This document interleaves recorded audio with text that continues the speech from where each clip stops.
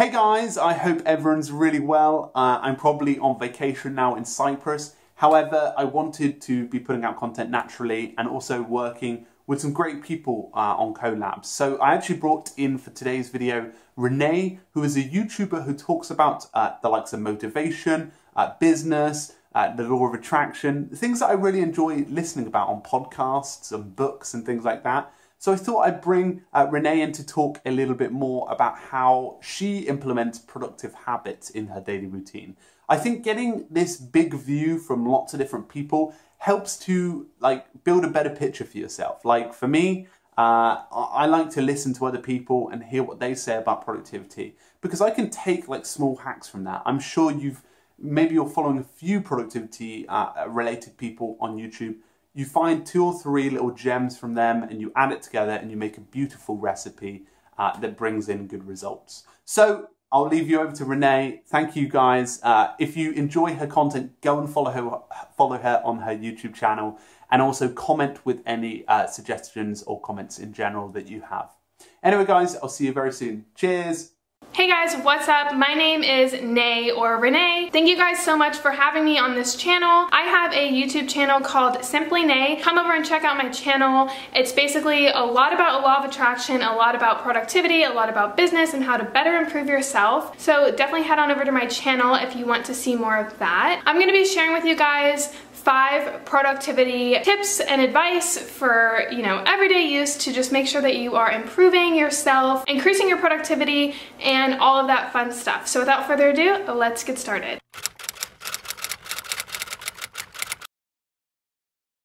So the first tip that I have is to visualize. I'm really big into the law of attraction, and that's basically whatever you think you become, your thoughts are your reality. So when you visualize a goal or something that motivates you, it will definitely put you in place and help you strive to that goal. You want to make sure that you're researching your goal, researching whatever you're trying to attain. Make sure that you visualize yourself with that goal. This will definitely help believe in it more.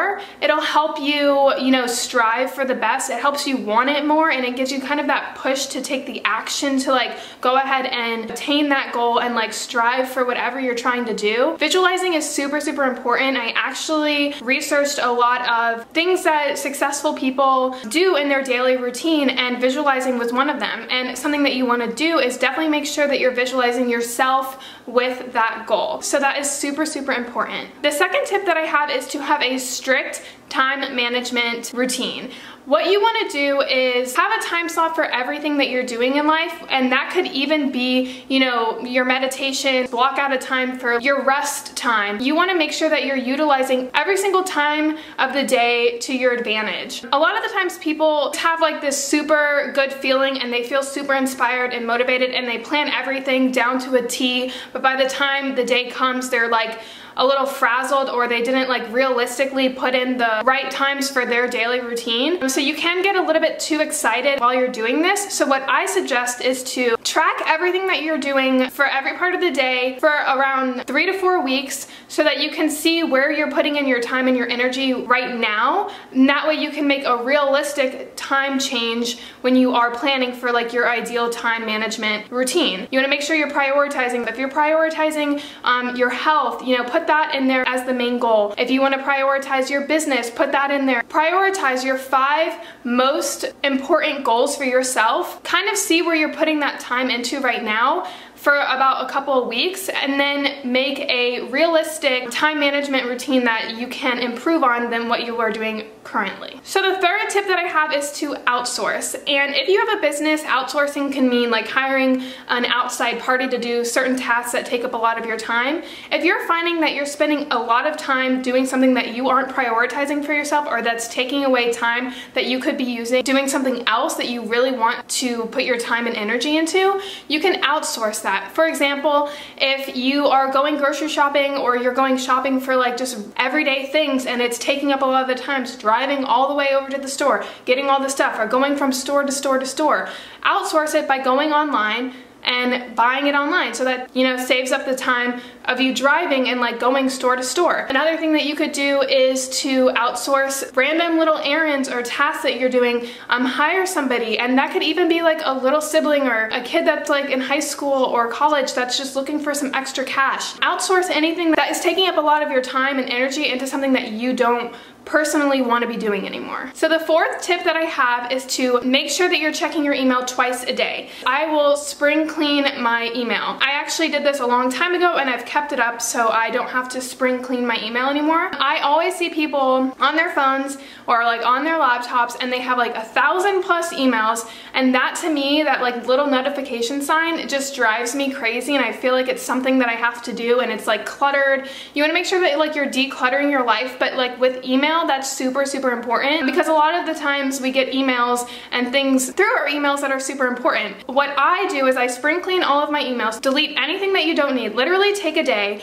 If you have 1,000+ emails, take the day and just go through it all. That doesn't mean having to check every single email. Like if it's from 2 years ago, I'm pretty sure you don't need it unless it's like a receipt or something. What I do is I will delete everything that I don't need, and then I make little folders. So if I like buy something online and I need the receipt and the order date and the tracking number, I'll make like a little folder called Amazon and then the date that I ordered it, and then I'll put all the emails associated with that delivery in that folder. If I have a project that I'm working on for work, I will make a folder for that and put everything related to that project in that folder, because I don't want to be deleting it right now because I still need it. But at the same time, I don't want it like spammed up on my inbox. So I'll make little folders and put every email that's associated with that folder in the folder. That way, if I ever get any new emails, it'll say like 4 new emails, and then I can like either delete the emails as they come or put them in the folders as they come. So I have like a little organizational, you know, routine for my email. And I check my email twice a day to keep up with that. And ever since I've done that, I've been free from any stress. I'm super organized. If I need to find something, I know exactly which folder it's in, and it's super nice to just declutter everything and then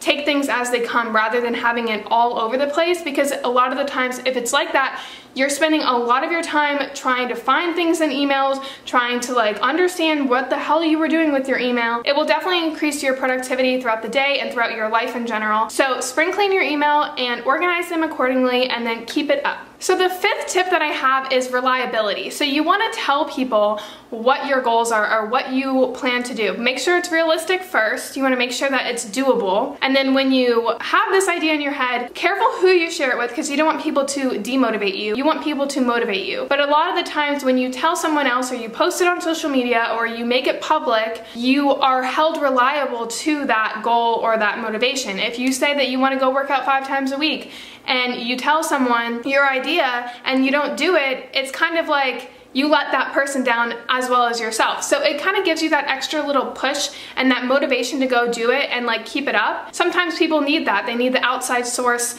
of reliability to make sure that they are keeping up with their goals and keeping up with their, you know, motivations. I just think it's super important to be held accountable and make sure that you're doing the things that you're saying you're doing, and telling somebody else that motivates and inspires you and that you don't want to let down will definitely help you, you know, attain those goals much more quickly. So those are my 5 tips. Thank you guys so much for having me on your channel. Head on over to my channel if you want to see Francesco's productivity video on my channel. He did 5 productivity apps, so definitely go check that out. Thank you guys so much for watching. I hope you all have a really great rest of your week.